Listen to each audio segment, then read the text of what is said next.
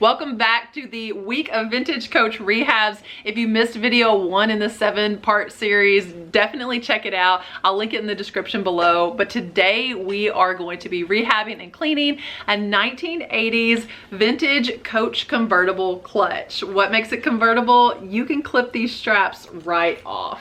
This is one of my favorite Coach toggles, closures here, the clip.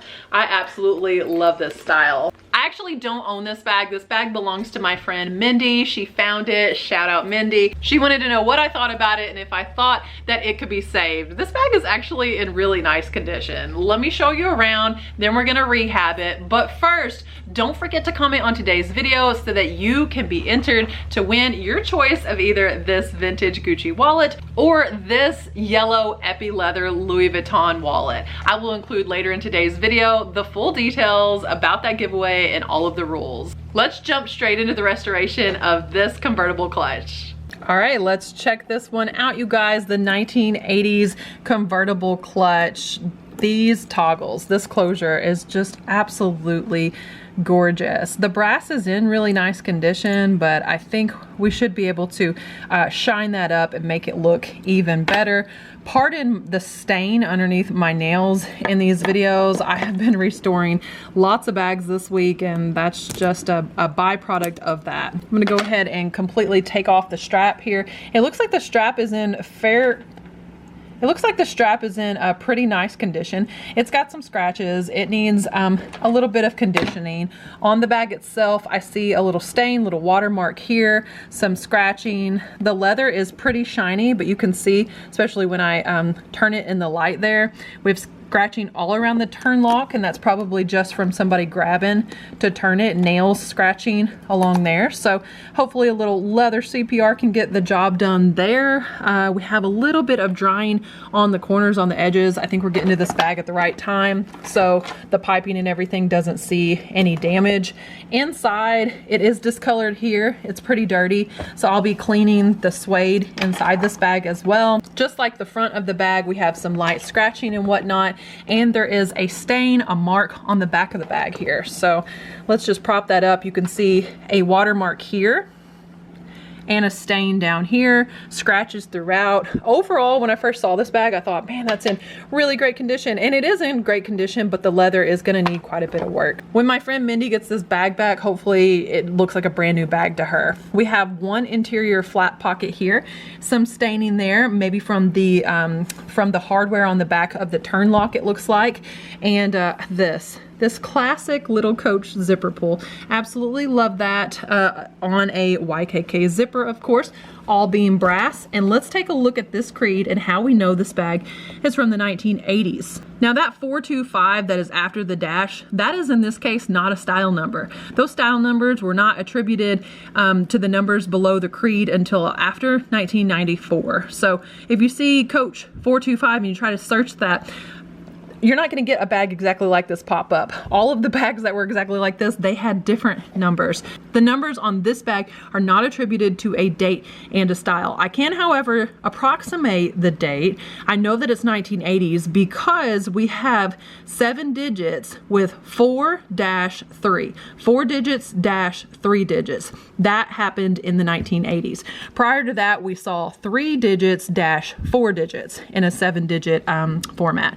So yeah, this one we know is 1980s, and somewhere here you can see it is made in the United States of America.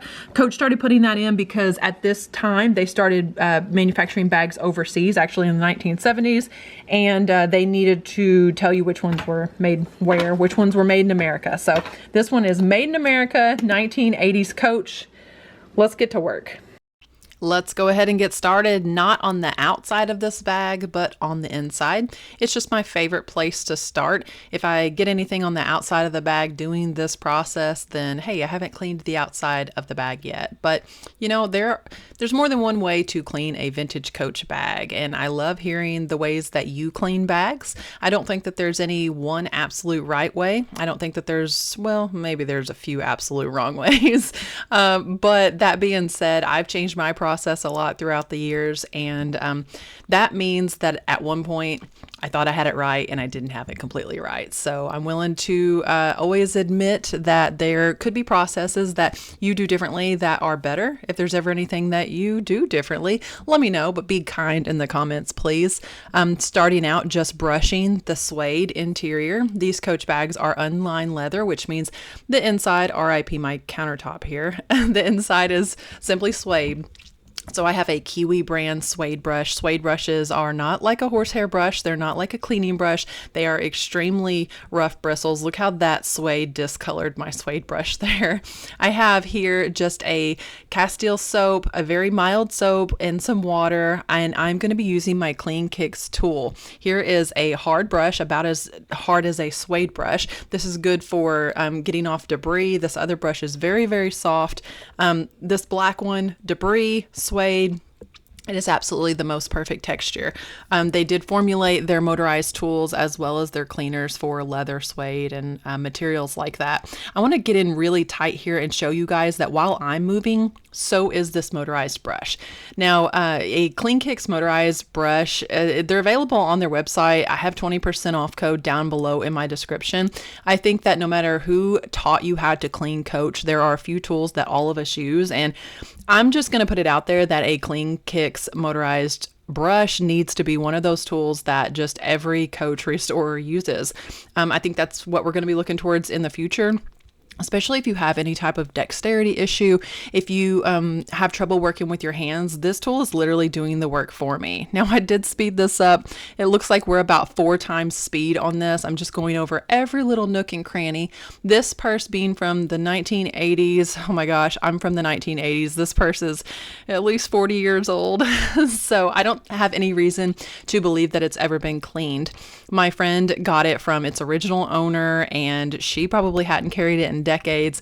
It's probably just been sitting uncleaned and unconditioned. So after I cleaned it, I went through with another suede brush and I'm just brushing everything. If I loosened any dirt or debris, I want it off of this bag. So this definitely makes for a mess on the countertop. Don't ever do suede cleaning on a soft surface like carpet or your bed or anything like that. Definitely do it on a hard surface because you're going to want to vacuum up all of those little fuzzies. The fuzzies were long on this bag. That's why I didn't start by vacuuming this bag. I started by cleaning it because I decided that in the beginning that there were going to be a lot of little fuzzies. So let's go ahead and vacuum the bag now. That definitely gets into every little corner, every little space. I have my Dyson on high here and it just kept grabbing the fabric, but I know that the inside of this bag is squeaky clean. Looking again at the outside of this bag, kind of have my work cut out for me. There are a few dark spots here and scratches all over. Let's do our absolute best to get those off, especially this dark one on the back. I know everyone's not going to see that, but whew, holy misshapen. This thing, there's no way it would stand up on its own. And I promise you by the end of this video, this bag without having any stuffing is going to stand on its own. I just put the softer brush on my Clean Kicks tool and I'm actually going to go in with the Clean Kicks cleaner. This is 100% organic, much like that leather CPR. It's safe on your skin. You don't see any artificial dyes in there or anything. It's 100% plant-based product, absolutely no chemicals, and I trust it not only on my skin, I trust it on these leather bags. So I'm just going to apply this and just start in cleaning.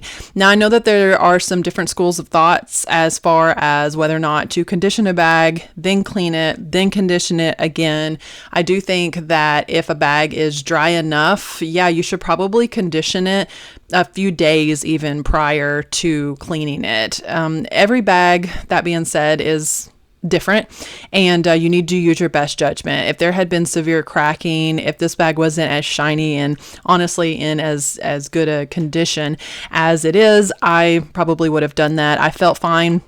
I'm cleaning this bag and immediately conditioning it afterwards. What you don't want to do, there are some things that you absolutely don't want to do, like what we talked about. And one of those is to clean this bag and then let it dry and then condition it. Don't do that. If you are going to clean a bag, one of the things that you're stripping away are oils. The oils from years of touching the bag, the oils from anything that got on that bag, you're stripping away oil. But since leather has its own natural oils, or we hope that it does, you're also stripping those away. So you're going to have to replenish those. It's like if you cleaned your face and you didn't moisturize immediately after, or if you take a shower and you don't. I use body oil after the shower. Now we're getting into skincare. But this is skincare. Leather care is skincare. And when I get out of the shower, while my skin is still wet, I put body oil on. If I don't do that, my legs are dry, and you can tell. While the product is still wet, go ahead and get that conditioner on. So yeah, I am cleaning it without conditioning it here. You can let me know your school of thought down below. I think this is a great forum for that in the comment section, where we can learn from each other's processes and reasons why you do it one way or another. So we're going to go ahead and get this distributed all over. I did not speed up this part because I want you guys to see truthfully how long this takes, and it may be ASMR for you. So I'll just stop talking and play this beautiful music for you.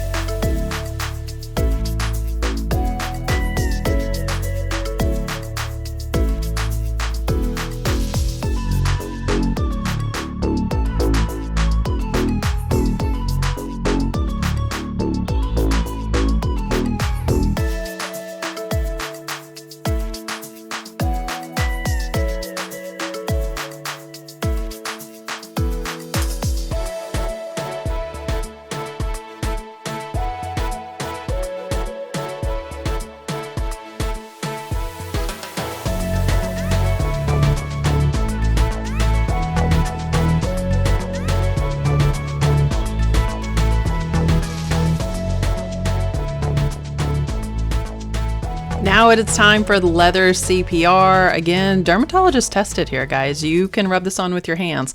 I'm not going to. You will see me massage it with my hands here in a bit. I'm going to use a lot less than last video. I think I needed to buy stock in leather CPR after that last video.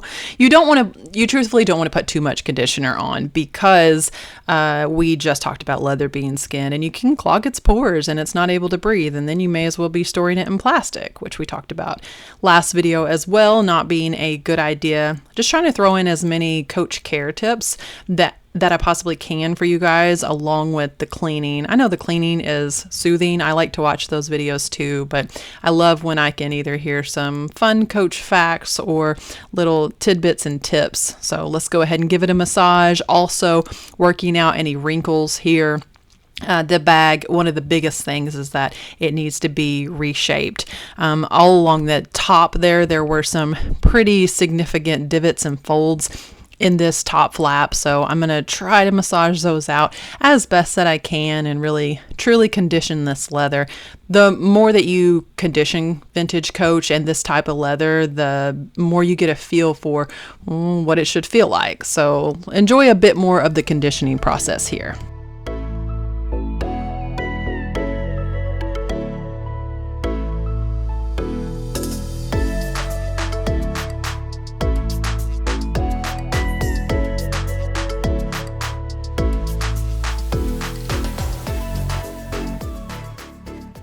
Let's interrupt the cleaning process to discuss the details and the rules about the giveaway. First of all, be sure you're subscribed to the channel. This giveaway is only open to subscribers, and turn on the notifications, because every day for the next 7 days, you'll be notified that I've uploaded a new Coach Rehab. After the video is uploaded, comment on the video. The comment chosen on each video will be the qualifier for that video. Those 7 comments are going to go in the grand prize drawing, and the winner of that drawing will win their choice of that wallet. I will remind you every video to be sure to comment and be sure that you're subscribed. Good luck! Now, if you decide to do a secondary cleaner versus just using leather CPR, the entire process does take twice as long, but twice as long and always worth it.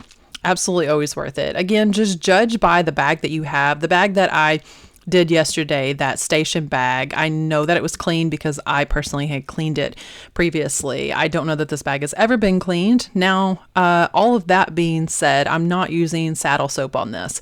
Some bags will call for saddle soap. Sometimes they're very light bags and they have a lot of very dark spots or stains on them. Sometimes they're bags that were stored out in a barn. You know whether or not a bag is soiled to the extent it needs a cleaner that harsh. I don't think that every Coach bag needs saddle soap taken to it right away. That is a much harsher cleaner than a Clean Kicks organic cleaner is, but I do think that this one needs a separate cleaner. We're going to get it looking sharp, and again, one of my biggest goals today is to take out the scratches, see how much of the discoloration we can get out of the bag, and to reshape it. So let's watch a little bit more of the process here.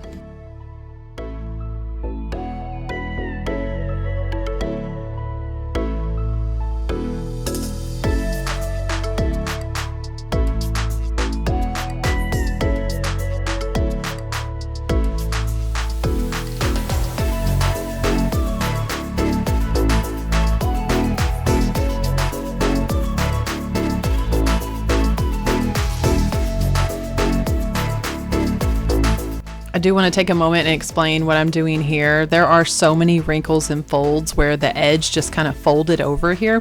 So I'm paying special attention after doing that entire panel, conditioning it all in leather CPR. I'm massaging out the wrinkles in this area right here at the top. Now on the front, I decided to try to see if leather CPR on its own would get some of these spots out. And here I am doing the entire interior flap, but it didn't take the spots out like the Clean Kicks did on the front. So I end up cleaning it and then reconditioning it again. So that interior flap, that's why I did that here. Didn't want to show you guys me conditioning it, cleaning it, and then conditioning it without explaining why. I just wanted to see if the leather CPR would get it, but the bag truly did need a cleaning. So we got everything taken care of there, always wiping off the excess and always using 2 different cloths so I don't mix everything up. Inside this pocket, you can see a mark here that's from the metal, from the toggle closure. The little turn lock has discolored the leather there. So just using this tool because it fits so nicely inside inner pockets. And I will do the same thing to the creed and condition both of these sections of leather as well.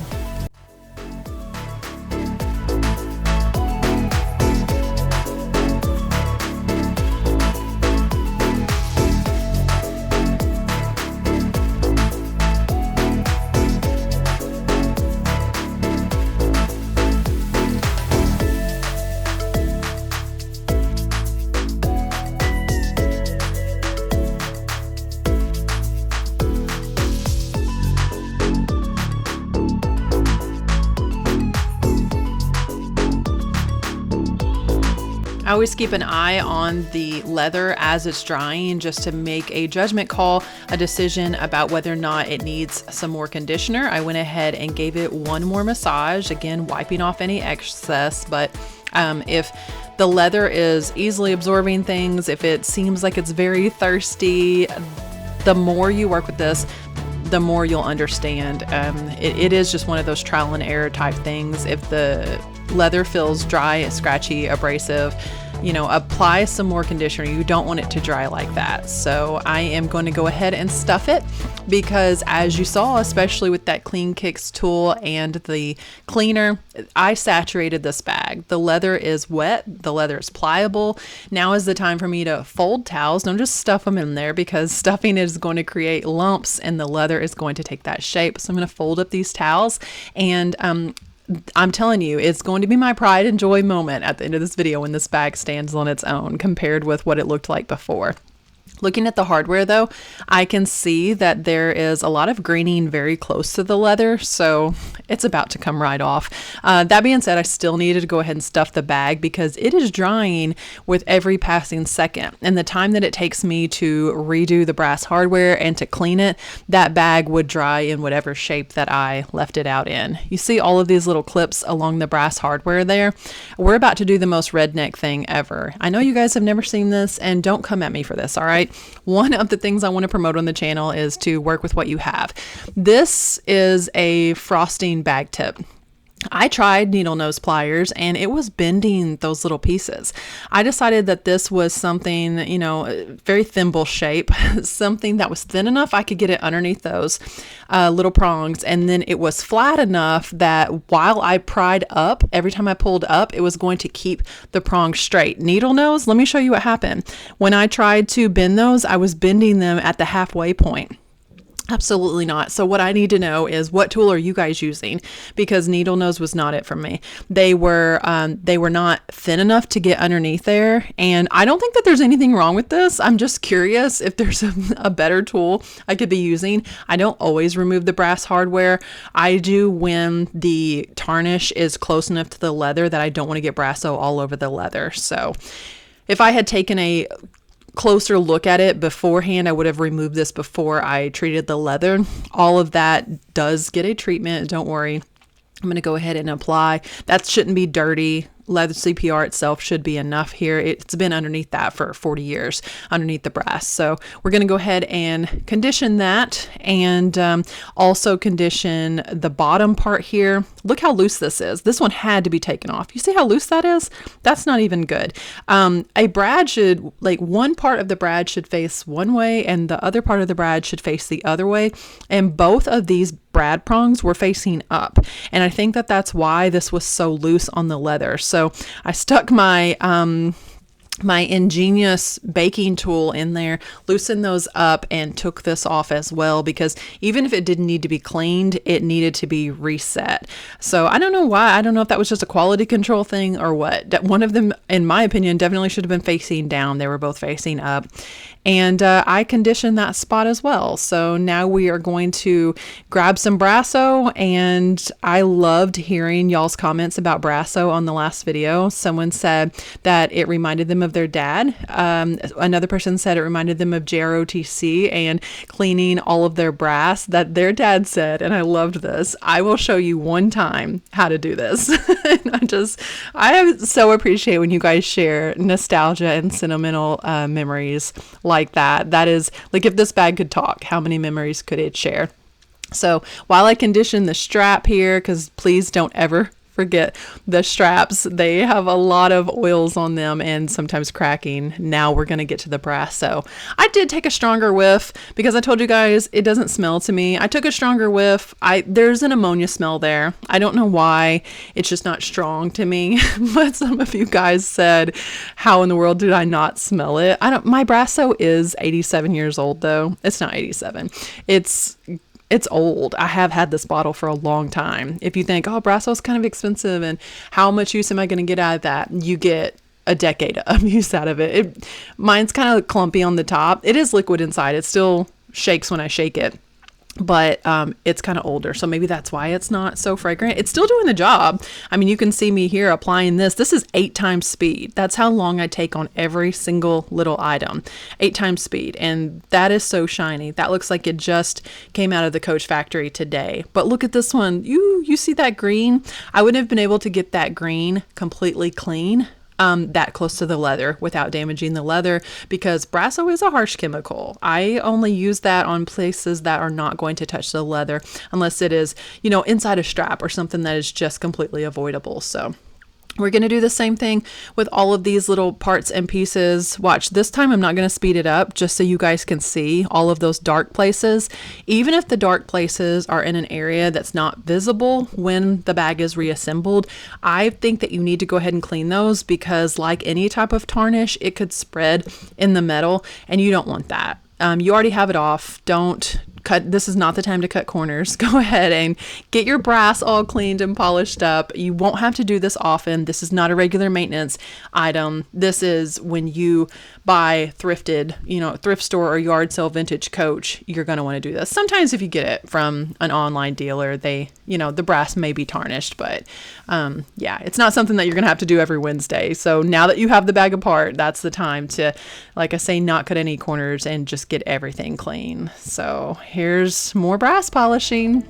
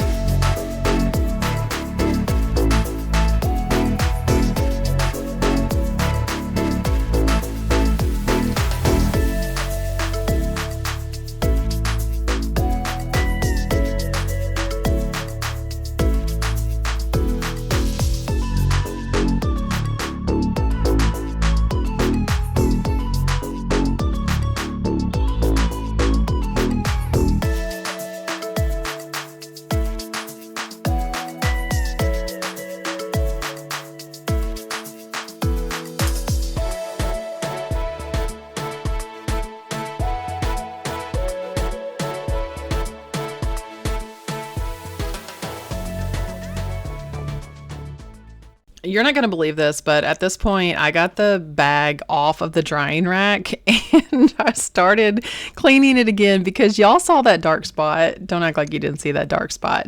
I didn't like the way it was drying. So I cleaned it again. I conditioned it again. I cleaned it again. I conditioned it again because look at that dark spot on the left. I'm hopeful. I'm going to cross my fingers that it dries better than this. I know that it takes a full 24 hours. And when we look at it, it's only going to have dried for about 10 hours. So I want it to be as good as possible for my friend. It's my favorite part of the video. Let's remind ourselves what this bag looked like when we got started. I would say scratches were the worst of the issue, a little discoloration there on the strap, but a lot of scratches throughout this. When you see a bag like this, don't put it back. Leather conditioner is going to do so much for it. The edges were dry. The inside, the suede was dirty. Lots more scratches on the inside here and the worst shape. It was just as flat as can be. Some discolored spots on the back there as well. And like I say, the scratches were the worst of it. But behold, after the scratches who? I mean, sure, they're natural scratches and variations do occur. I'm not reading the creed to you. That's just the nature of this leather, but it looks so much better.